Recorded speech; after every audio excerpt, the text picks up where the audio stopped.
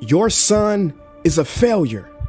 He's barely passing my class, and with grades like this, I'm just not sure what kind of future he's gonna have. What do you have to say for yourself? You're supposed to graduate this year. Listen to Mr. Johnson. What kind of future do you think you're gonna have? With all due respect, don't call me a failure. Failure is an event, not a person, in fact. And you talk about the future, Mr. Johnson, but you're not preparing us for that. Excuse me? Just listen to what I'm saying. This should be good. Would you agree that in the future, most careers will become automated? Yeah, so? So the people who succeed will have to be curious, innovative, with resilience to adapt to new changes. What's your point? My point is, the focus in this school is not on that. It is on regurgitating information and test taking, and that's just real. But in today's world, creativity is the most important leadership skill. Oh, that's how you feel. You don't have to believe me, but maybe you will believe the 1,500 executives who recently said creativity is the most important leadership skill. See, pretty soon, no one will be hired because of what they know. Because who cares what you know or if you've memorized a fact? We've got Google and Siri for that. In the future, people will be hired because of what they can do with their knowledge. Can they creatively solve real-world problems, not just follow instructions or directions and bubble in multiple-choice questions? So, Mom, that's why I'm stressed, because these robotic tasks we learn in school should stop. Because no one can do a robot's job better than a robot.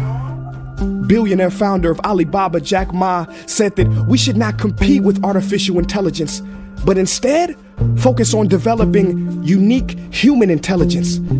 Mr. Johnson, drills are for teeth, not the human mind. So these repetitive knowledge-based tasks we must leave behind. Or in the future, you're gonna find a lot of people graduating out of your class right into the unemployment line. See, many top companies today don't look at grades. Mom, that old way is expiring. Google has been quoted as saying GPAs are worthless criteria for hiring. Founder of Tesla, Elon Musk, agrees. So I say this with unease and sorrow. If you continue to teach today as you taught yesterday, then you rob us students of tomorrow. Mr. Johnson, I'm gonna keep it real with you. Sometimes sitting in your class is tough.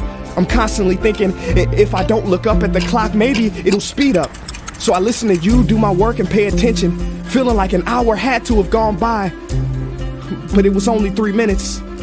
So if you wonder why we're bored in class, look, you want to get a kid to hate reading? Give them this, a school textbook. And some people think it's our fault, and that hurts me. They say you can lead a horse to water, but you can't make him drink. And to that I say no.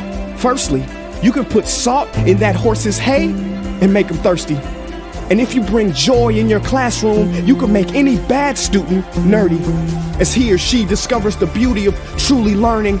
Mr. Johnson, I mean no disrespect. You have the most important job on this planet. You build, create, and save lives.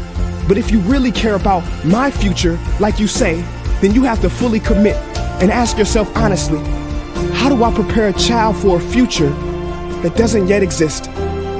Here's a hint. The answer is not found in this. It's using this and this. See, in the future, we will need more passion and compassion. People with inspired hearts and wisdom to uplift this planet. And Mom, I love you, but can I be real? Go ahead. You want to know one of the biggest factors for childhood success? It's not IQ. It's family meals. And we haven't had one of those in a while. See, I know sometimes you don't feel proud, because I may not be a straight A student, but I'm not stupid. These tests may be 70% of my grade, but they're 0% of my future. But don't worry, I'll pass this class and get through this. But I need you to give me the space I need to be me and live true. Because the best feeling in the world is that your own parents get you. There's a passage in a book called The Prophet by Khalil Gibran. And if you don't mind, I'd love to share it with you. Go ahead. See, he says, your children are not your children. They are the sons and daughters of life longing for itself. They come through you, but not from you. And though they are with you, they do not belong to you. You may give them your love, but not your thoughts, for they have their own thoughts. You may house their bodies, but not their souls, for their souls dwell in the house of tomorrow. So, Mom, I'd appreciate it if you give me the love that I need to pursue my dreams. See, if we are to succeed, all three of us need behavior change on all fronts. We talk about the future, but the future is now, and it is created now by all of us. I've never heard you speak like that before. Yeah, I didn't know.